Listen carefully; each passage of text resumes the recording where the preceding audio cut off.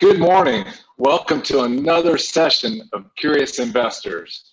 I love the young at heart attitude of people who are wanting to take their money and take it to the next level. And so as curious investors, I try to bring you ideas that are pertinent, current, and helpful to your situation. But before we jump in today, let's do the disclaimers. This is Curious Investors for your safety. You need to know these disclaimers. If you wish to remain unidentified from the recording, please remove your name and your face from the screen view.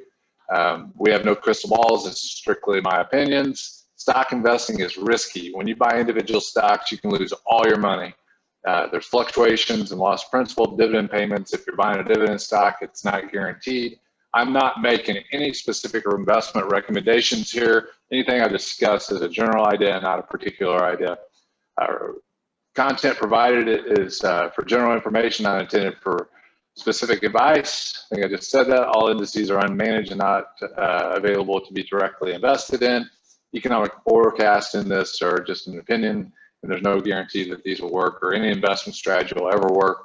These thoughts and opinions are those of Gimbel Financial and do not represent LPL, for which we have a relationship, and they offer securities, and they're a member of FINRA and SIPC. And finally, investment advice offered through Gimbel Financial is through our registered investment advisor and is separate completely from LPL Financial. How's that?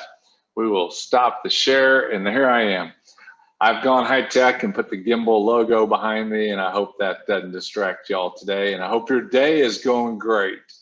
I am not active on a Saturday morning like usual because this Saturday I'm going to be sitting under some training from a couple of the stock market gurus, and their names are David Ryan and Mark Minervini. You can read about them on the internet. They're some of the smartest investors of our time, the most successful investors of our time, and I respect their opinions, their thoughts, and their efforts completely. So I'll be in class all day Saturday the 14th and Sunday the 15th, and so that's why I'm not live this Saturday, and I won't be live next Saturday because there's more training. And so I just wanted to take this week and talk about, I joined the investment business in 1986. So July the 6th next year will complete my 35th year of helping people investing. And last year I decided I'm going to think about all the things I've learned about money and apply those to answer this question. What are the top 5 ideas that would be helpful for a recent graduate?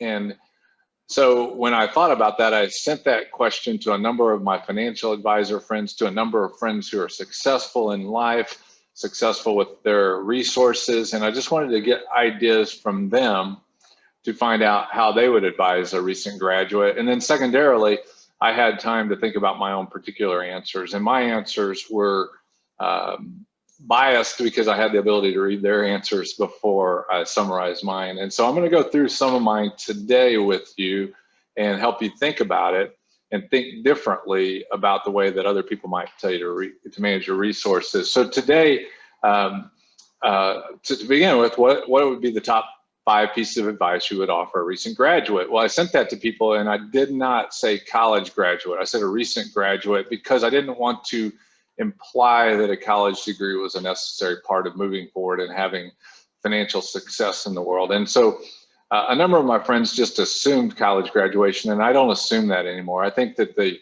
young people of today have much greater availability of information, training, and skill set improvement than I did ever because of YouTube and things of that nature.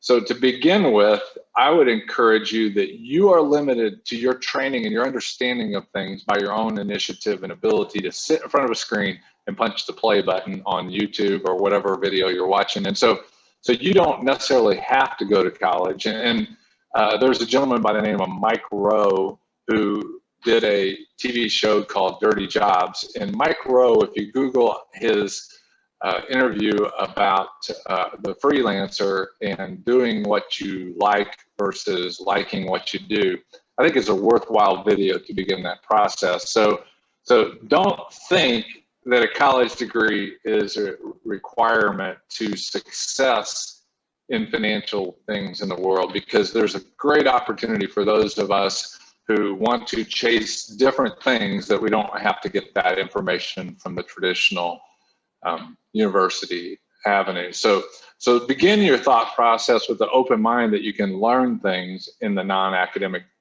way.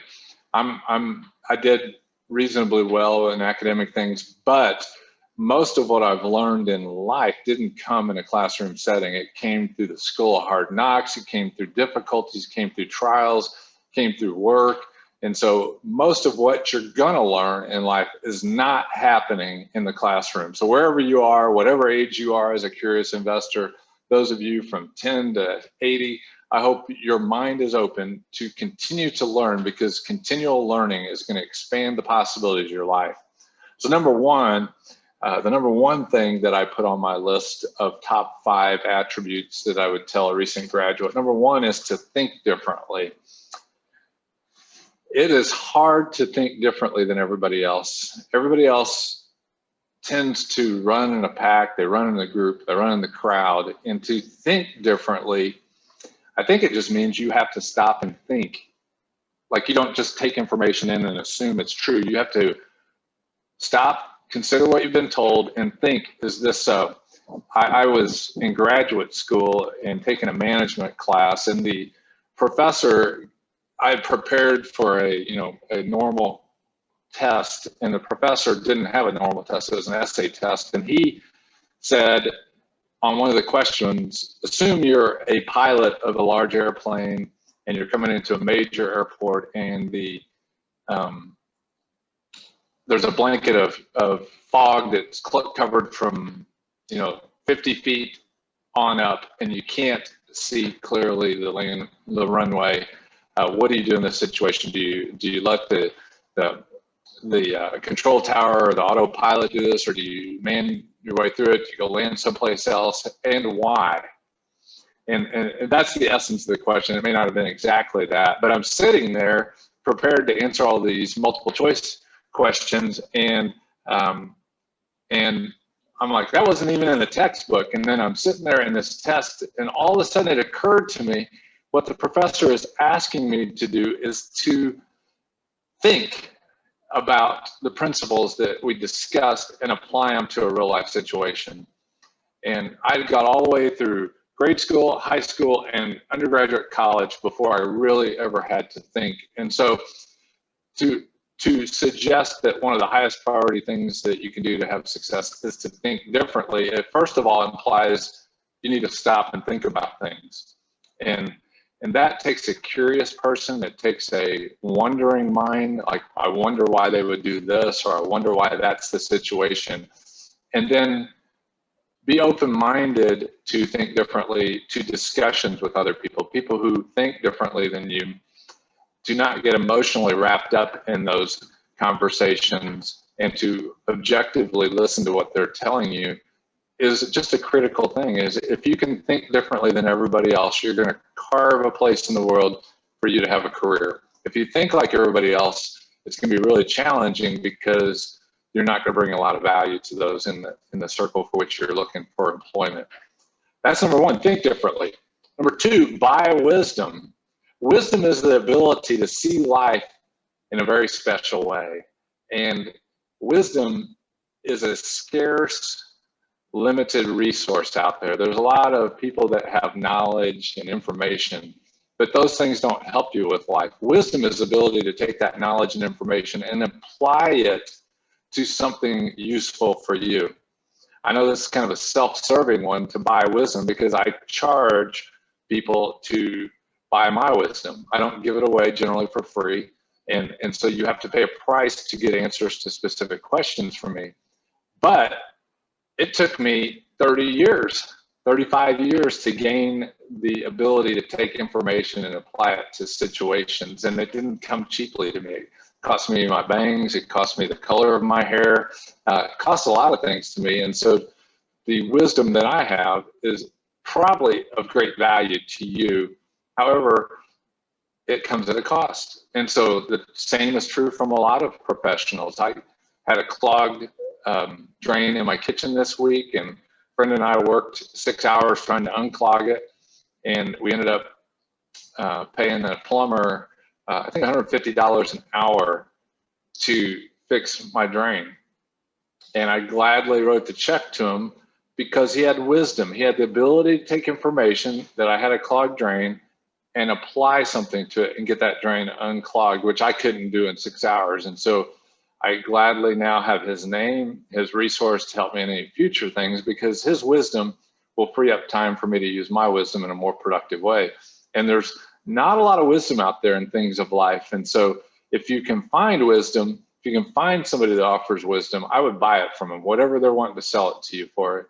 For example, my wisdom would come to a 15-year-old at a much less expensive rate than it might come to a 50-year-old, because a 15-year-old is gathering that information and learning to think differently. And I'm more apt to even give it away at a discounted level to them, because the more I can help somebody that's curious and young, the better they're going to be able to help somebody else down the way. And in other words, I'd be paying it forward to them. And I don't want to discriminate against you 50-year-olds, but you've had a little bit of time to accumulate some resources to help me buy some new baseball hats or something to cover this dome with. But that's number 2, buy wisdom. And that's why this show is pre-recorded this week, is that we paid a good amount of money to hang out with David Ryan and Mark Minervini, and we appreciated the ability to do that. They charge us a good amount, but we have access to world-renowned investors for a weekend or two, and that's a priceless thing to us, and so we're grateful for that.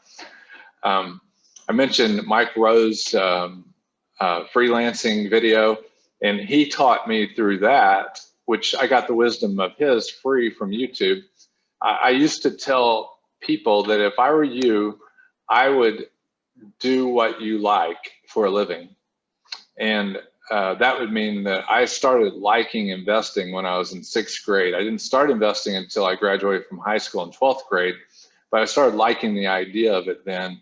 And so I got out of school, took some jobs, but I ultimately got to do what I like. And that's a real blessing, but not everybody has that. The world's not going to offer you that opportunity all the time. And so that was a false belief that I had, that everybody could do what they like. But what you can do is like what you do.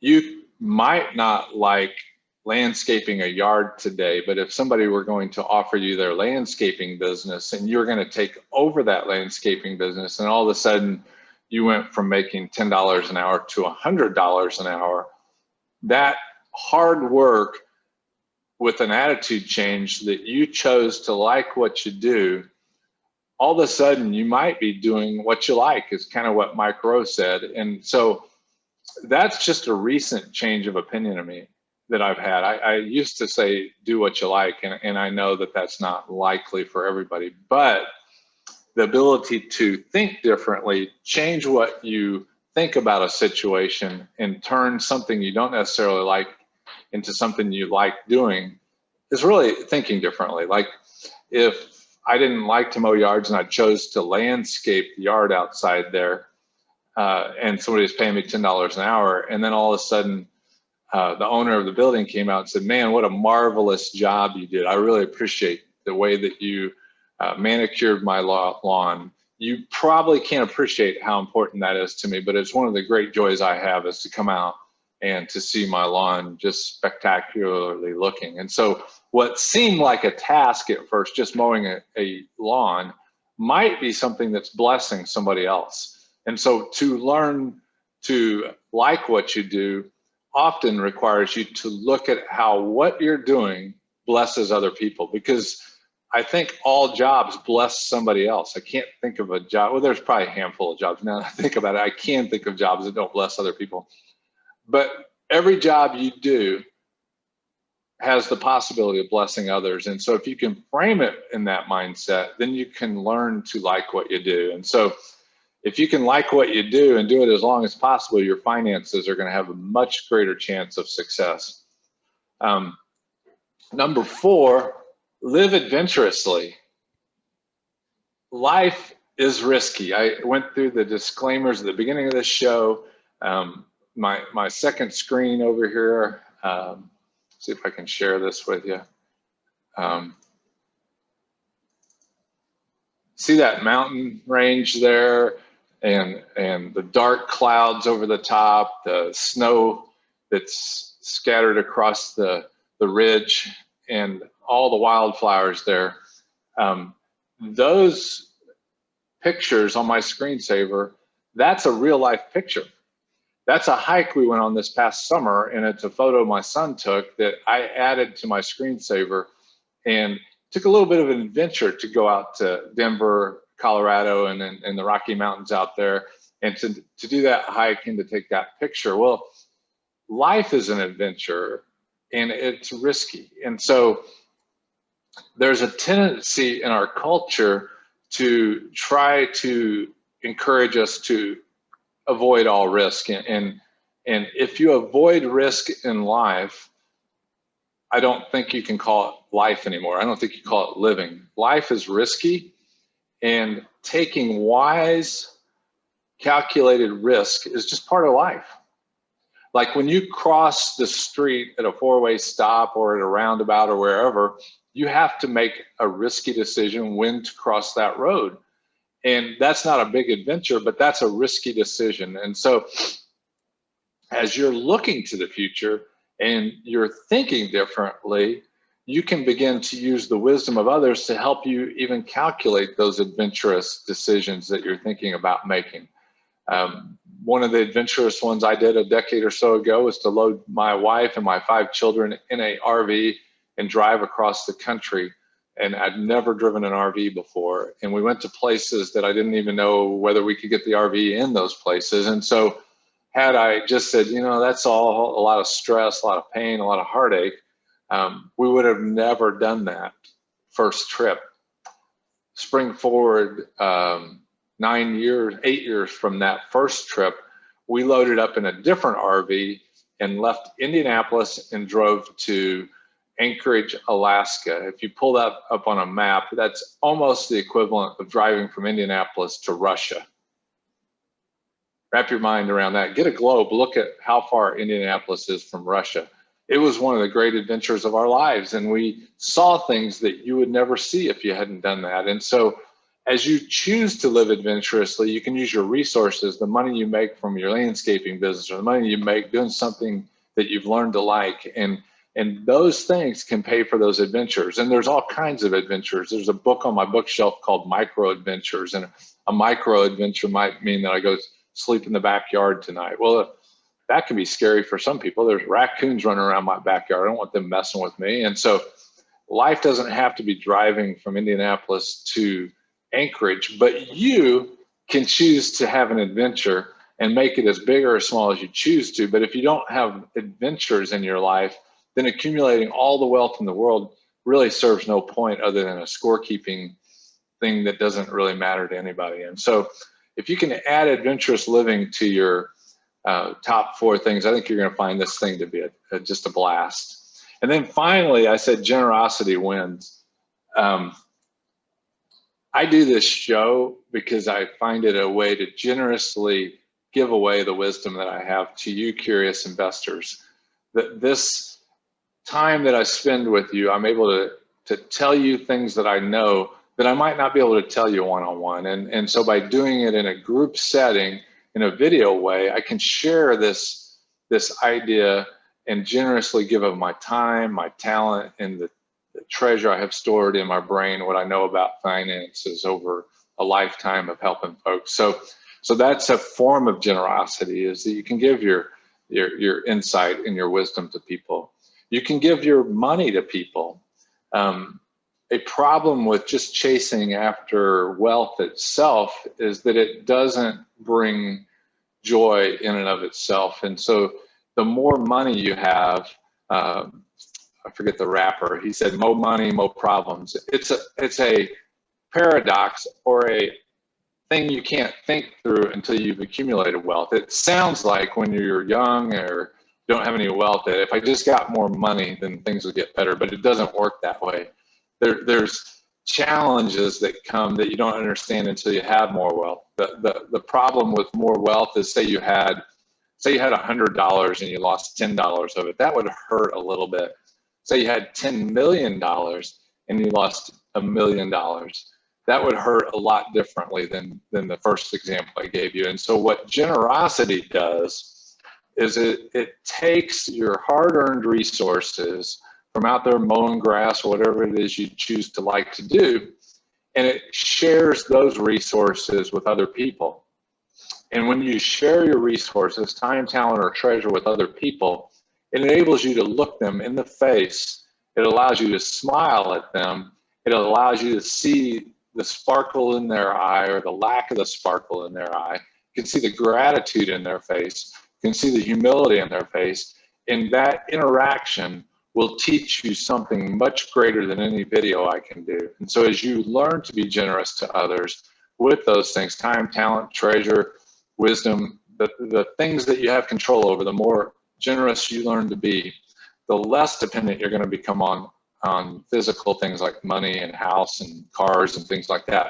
You're going to understand better from your generosity that the journey of life is where the value really accumulates. And that journey is based upon real human beings like you and me, and the way that we can bless them with our lives. And those things in life are often measured by time, talent, and treasure, but the real things are invisible, like friendships and relationships. And those are the places where generosity kind of acts as a cement to build those future ideas and thoughts for many generations. So there you have it. First of all, think differently. Secondly, buy wisdom. Thirdly, like what you do. Fourthly, live adventurously. And finally, generosity wins. So if I could sum up 35 years of helping people with their resources, those would be the top 5 things I'd tell anybody.